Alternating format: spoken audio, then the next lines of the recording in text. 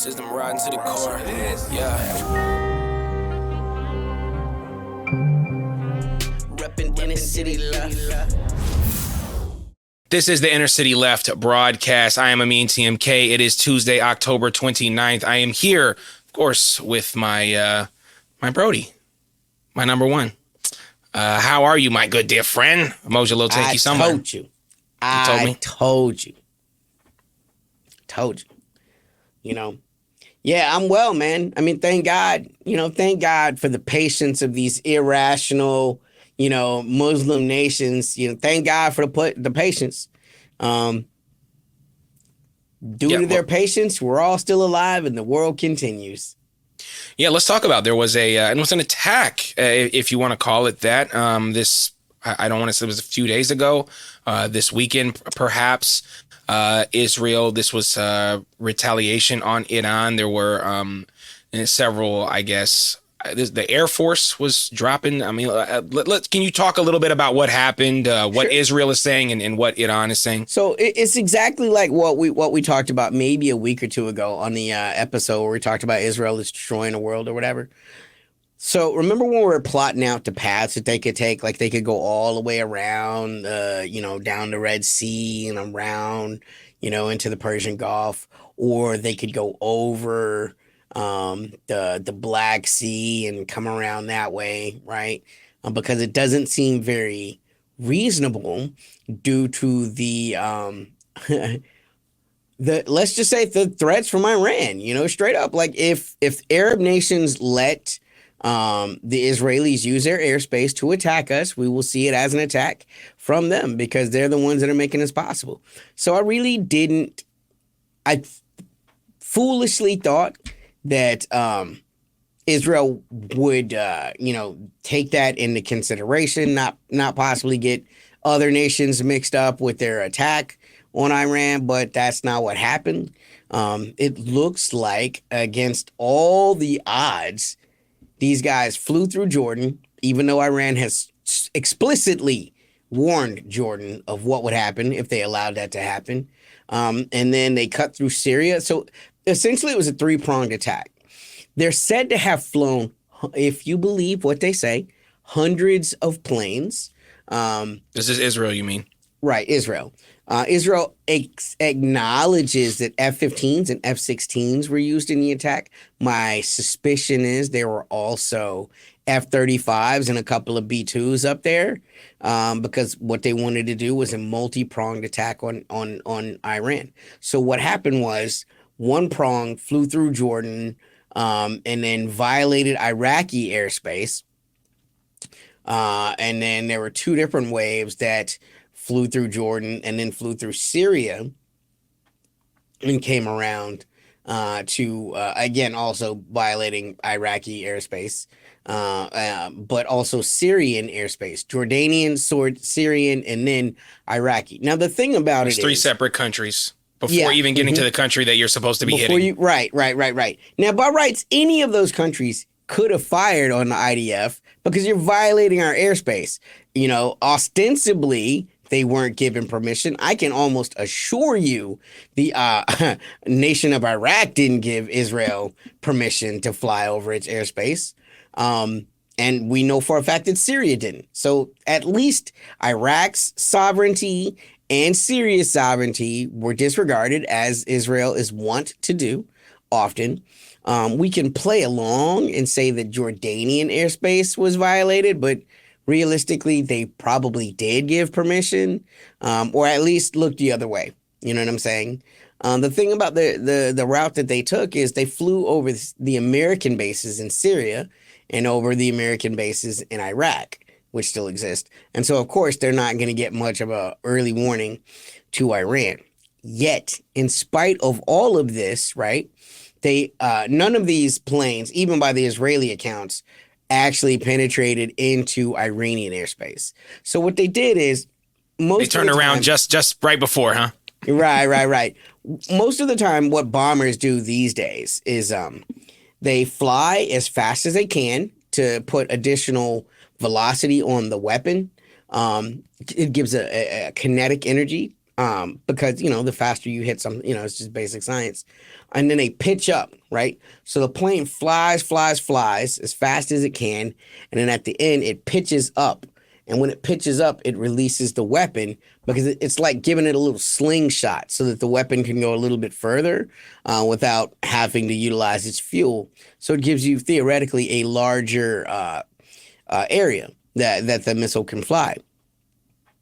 Well, they did this with the F-15s and the F-16s. And by the way, the reason that we know that this is the route that they took is because the type of mission that it didn't allow them to do what would normally happen, right? What would normally happen would be the Israelis would fly, at whatever profile they wanted to, and then tankers from UAE, tanker planes, by the way, or from Qatar, from the Americans that are at those Air Force bases would fly up, and then they would essentially refuel the Israelis, and then the Israelis could either release their loads, or realistically, they would release their loads, then be refueled by the tankers, bug out, and fly back to Israel. That is not what happened. Apparently, what happened is the F-16s and the F-15s, they took extra fuselages, right? Like, you can add additional gasoline capacity for these kind of jets. But there is a problem with that. And that is it totally destroys your stealth capabilities, right? Because the fuselage is not going to have all that super high-tech, space-age materials that the stealth require. So this is why I believe that the F-35s and the B-2s were way in the back of the attack, right? Because you'll destroy their entire stealth signature if you do the extra payload thing. So they needed to fly only once the enemy's air defense had been destroyed. And from all accounts, that's what the F-15s and the F-16s were sent to do. They were sent to go in front, blow up all of Iran's air defense, and after they had paved the way, right, and air defense had been destroyed, this is a military concept called SEAD, Suppression of Enemy Air Defense, right, SEAD. Then after that, after the road is cleared, then you send in your F-35s and your B-2s with the big bombs, and then you do the big things. The thing that's the wildest about all of this is, by all accounts, they maybe took out just a little bit of, if you believe the Israeli accounts even, right? They took out a little bit of the enemy air defense, right? Which even Iran acknowledges because, Sunday morning, 2 Iranian officers had died. I think by today the number is up to 4. But there were no major attacks in Tehran at all. Like, in fact, all of the people that do the talking head stuff in Iran, they're out showing videos, and you don't see anything hitting in Tehran, right? Which is totally counter to the message that you're thinking you're going to get when Anthony Blinken is like, in spite of our best efforts, we have failed. And something that hasn't happened in 100 years. It hasn't happened in an age. Right? Yeah, he was really setting up for something very serious. Like, it was about to be a big deal. And I thought that they were trying to maybe intimidate Iran, and they have been for a while. But I think most people who sort of have an understanding about how modern warfare works is like, this is not going to be another 7-day war. This is not going to be Israel having just a significant sort of intelligence and technological advance. And it looks as if their once every 100-year attack just kind of ended with them going up to the door of Iran and yelling out, "You guys are hoes," and running back a little bit. It didn't seem like it had. Got your hat.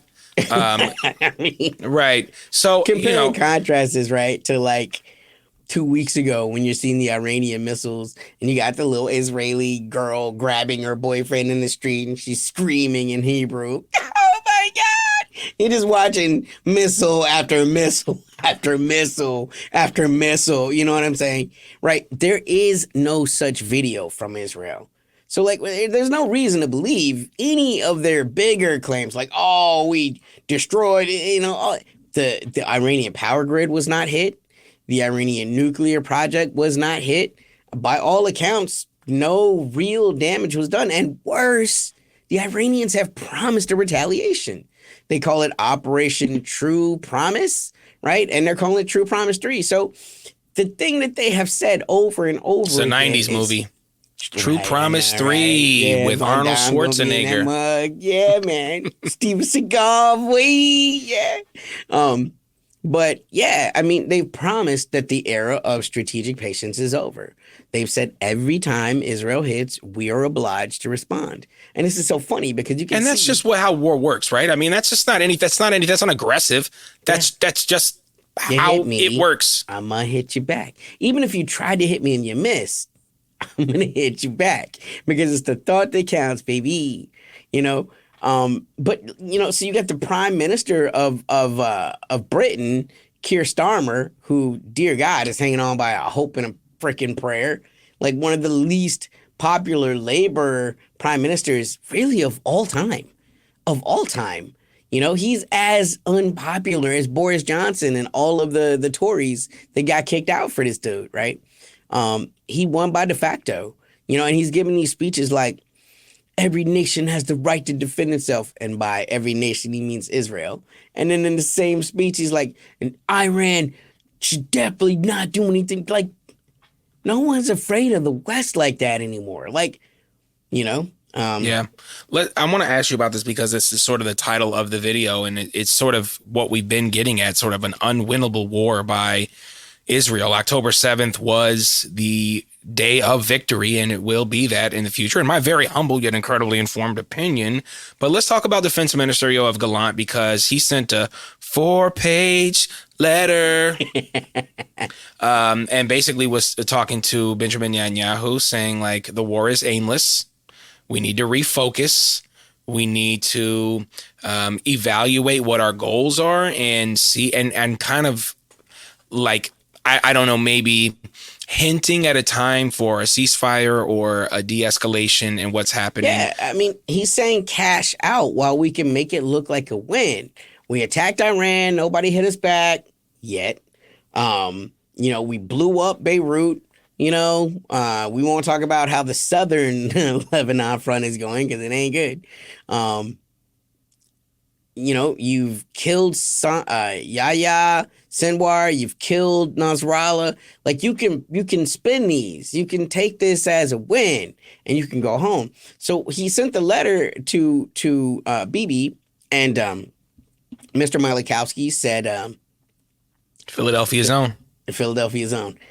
He's been trying to fire this dude for quite some time, which is funny because they both got warrants outstanding, go to jail together, man. I hope y'all is bunkmates. Right. Young Thug and his lawyer. Thugging it, man. Thugging it. Yeah. Except they're actually criminals and Young Thug is not. Anyway, like, I digress. Very scary people. Yeah. And that's the thing, is like the letter said that Israel is pursuing a war without compass. And depending on how you translate it, right, you can also translate it as a war without a map, right? Just saying, like, we just doing everything right now. And like, you can't win a war with that. Like, you need goals. We have goals that we could utilize, and we can spend. This is a great place to jump off. And what's interesting is the United Nations American ambassadors trying to pitch that same thing, this is a wonderful time to spin it down, because the Americans are terrified of this accelerating much more. I do also want to say this, though, right? Because this goes to the American complicity. The thing that's connecting all of these nations is Israel and, of course, the United States hegemony, right? We're talking about an attack on Iran, even not a very strong one, even though it was meant to be a strong one, but to get there, we had to violate Syria. We had to subordinate Jordan. We had to conquer Iraq. And it starts to show you how far seeing the American foreign policy can be. It's very easy, and Americans love to, oh my God, my government, I don't know why they do the things that they do. Because you don't want to look at what is the worst possible reason they could have done this, right? So if you start to look at the deposing of Saddam Hussein, not as getting rid of a tyrannical, uncontrollable Arab leader who wants to bring jihad upon the world, which that's not Saddam, by the way. I mean, it's just so not who Saddam was. There's so many bad things you can say about Saddam, but he was not a jihadist. This was not a person that wanted to bring the Muslim way of life, to the world and create a caliphate. That's not him. I mean, he was pretty privately religious. He actually was, he wanted to keep religion as far away. He was a wild boy. So were his sons. Exactly. There was a lot of things that were going on. He was not religious in that particular way, in the way that many of the Islamic leaders or the Arab leaders in Islamic states are. And he did not follow in that same way as you would think. Maybe, like, obviously the Afghanis are not from the Middle East, but they're still Muslims and they still are true believers in that regard. And, he wasn't in that way. And that's the irony, right, of looking at the Iraq, where 1 million Iraqis died, to take Saddam out of power. And this was the George W. Bush that these Democrats are like, I can't believe he's not Dick Cheney, Halliburton. And you don't remember Dick Halliburton? Cheney. Dick Cheney, that was Halliburton. It was like, let's get a war so we can make this money. I just wanted to mention this because you were saying it, that Iraq has officially lodged in a complaint with the UN. Obviously, I know that doesn't mean anything, but obviously they're saying this is very upsetting. They don't have the ability to be like, no, do not use this. But they're still just violating their space. And it looks as just to be another way to smack the Arab community in the face. Look what we can do. We have all the technological ability. And if you strike back, we got Big Bro on the other end that's ready to turn up whenever. And you start to see why the Americans will not leave Iraq, even though it was mission accomplished back in the 2000s, even though Osama bin Laden has been dead since, the 2010s. At least Saddam Hussein has been dead since the 2000s, right? So why then are the Americans still in Iraq, in spite of the fact that the status of force agreement has consistently said we want Americans out of our country? Like, this war was launched. Like, when we talk about Ukraine being an illegal war, how then is Iraq a less illegal war, right?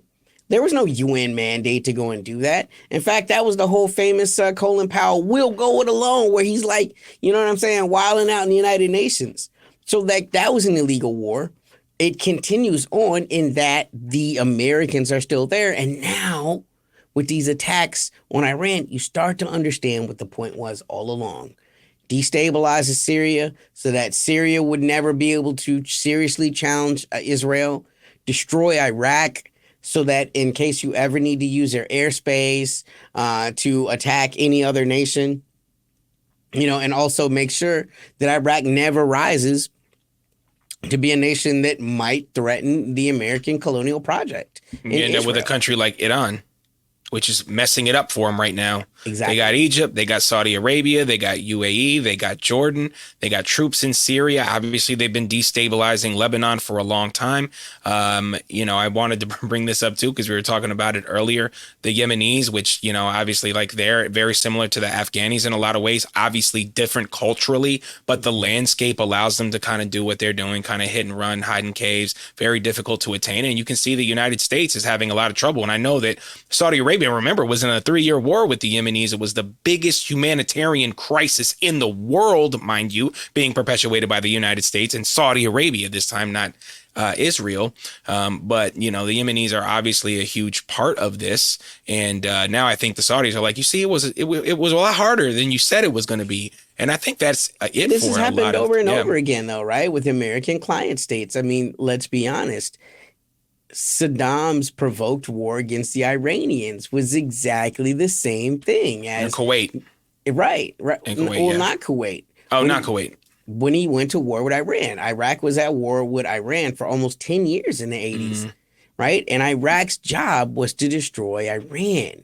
And everybody was like, okay, you guys are not strong. You are not strong enough to do it. We're giving you the weapons. Back then, Dick Cheney sold weapons to Saddam. There's so many photos of this. Well, not Dick Cheney. It was Donald Rumsfeld, right? Who I'm amazed he has Republican Party at this point, right? Yeah, right. So right? I mean, they're Strom when they're Thurmond's gonna come going back, man. when they're going to the United Nations and they're saying, we know for a fact Iraq has chemical weapons. You know for a fact because y'all fucking sold them, like to use You got the against the receipt. Iranians. And they were not able to defeat the Iranians after almost a decade of support from the Americans. Military, economic, they gave them intel. I mean, they did all of those things. They used Iraq as a proxy. And once Iraq was not able to achieve the agenda, they were disposed of. They were destroyed. And the Kuwait War between Iraq was really just a casus belli to get rid of Saddam Hussein, who had failed the West and what his real goal was. His real goal was to subordinate Iran, and he wasn't able to do it. Just like the Saudis were supposed to subordinate Ansar Allah, or the Houthis, if you prefer, and they were not able to do it. But you start to find out these were not weak forces, right? Like Israel wasn't able to do it. Hell, Israel has had less success against Iran than Saddam did. I mean, Saddam had troops. He had tanks in Iran. Israel's not been able to do that, right? They haven't even been able to violate their airspace yet, And so, you're told because of this lack of respect for non-Western culture, right? That, if you can't defeat them, you're just incompetent, right? And this is a very dangerous way of thinking. This is literally what led Napoleon to Waterloo. His generals had went up against the commander. His name escapes me, and they had lost. And Napoleon dressed down all of his commanders, and they're like, I'm not impressed. I think you guys just don't know how to do this. I will lead the troops. And he goes out to that battle, and he's defeated at Waterloo by the exact same general that had been defeating his troops earlier. This is what you're finding out. Like the West is finding out these forces that they thought were not strong are in fact quite strong. And they're not afraid. Yeah. There is, I want to just continue to reiterate this because the loss of life is just at a level that is not really comparable to anything in modern history. 96 Palestinians were killed 2 days ago. It looks like 100 Palestinians killed today. 60 Lebanese killed across strikes in the city of Tyre. Sounds like the oldest city of all time, for God's sakes. It's in the Bible. Yeah. So you still have, and you said this, we said this a week or two ago, and a lot of people have been quoting you. Anytime Iran or, the Houthis or Hezbollah or Hamas or whoever punches Israel in the face, they go beat up the civilians in Gaza. And it looks like that continues. And I just, it just goes to show, like, no matter what happens, like, Israel has committed the most war crimes ever. And there is no comparison to whatever's going on in Ukraine or whatever's going on. Oh, it's a direct comparison. It's just unfavorable.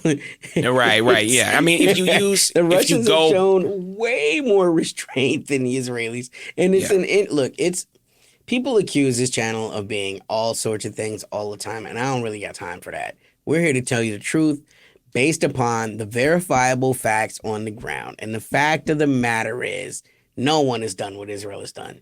No one. There has not been this many journalists killed since World War. This is superseded. The Israelis have killed more journalists than Nazi Germany. This is not hyperbolic. This is not me being mean. This is just the truth. No one has killed this many children. And now you're starting to see, right, where people like, by the way, it was Duke Wellington. This was the commander that Napoleon's generals had lost to. And, Napoleon was like, he's some shit. Duke Wellington is his name? Duke Wellington. The Duke I of wonder if he Wellington. grew up with some privilege and maybe wasn't that good at being a general. Anyway, continue. Yeah. But yeah. And so that's where you are now. Like, I don't know. It should be easy for everyone to see sort of like the whole shebang of like, you know, they're the bad guys, and the United States are the bad guys. I hate to put it like black and white like this, but it's silly. At Madison Square Garden, like trying to rip Americans into a frenzy about killing 2-year-old Palestinians. They're taught at 2 years old to kill Americans. Incredibly evil, right? And this is where the Democrats come into the DMs and say stupid things like, "Oh, you have to stop this. You can't vote for Trump." Bypassing the fact that this is not happening under Trump. This is happening under It's Joe silly. Biden and his successor, Kamala Harris. That is just the reality. You know, and I can't tell you, man, look, I'm not the person to show up in your DMs and blow you up. I'm just the person to unfriend you and block you. Like, all of those people all summer that had all the watermelon insignia and they virtue signal. Oh, we care about the Palestinians. And now that something's on the line, maybe for you, what you think is on the line, but is actually already quite lost, right? It's like, what's worse? You endorsed Kamala Harris in the beginning, and you just rode with the blue wave Kamala, ship. You just rocked with it, or you were one of those watermelon people who were being and moaning about the Democrats not having any policies. Joey B basically unable to form coherent sentences. And now we're looking at Kamala Harris, a person that doesn't seem to have any real policy or not only real policy, but like, I don't know what her personal agenda is. I don't even know who she is as a person and what she wants. And, now you are saying, at the very end, vote for Kamala. But that's worse because you spent all this time. It's a lack of integrity that you are going to find this Bernie Sanders. We think that we could push a left on this. We think we could do that. Like, you believed in that. And you hope that it was going to happen. And now that it didn't happen, you're forced to just, again, like, hold your nose and vote for G-side, which, again, I think makes you a bad person. And I'm going to say that. I want to give a shout out to our podcast listeners. We're available everywhere you find podcasts, Apple Podcasts, iHeartRadio, Spotify, all that good stuff. I want to give a shout out to our patrons. They are doing all the good things for us. You can find us on Patreon, patreon.com/innercityleft. Dumpy Tom LeBeau, Turn Leftist, Dubsy22, Nicole Hedges, Jay Goulart 94, No Ground, RK Paula, Lissa, Lauren, Suzette, and Dennis. We have another episode coming up soon with Keita DeMuscle, where we're going to be talking a lot about like democracy and elections and the use and need for all those other things. Again, I just hope people are seeing that G-side is a red line for everyone.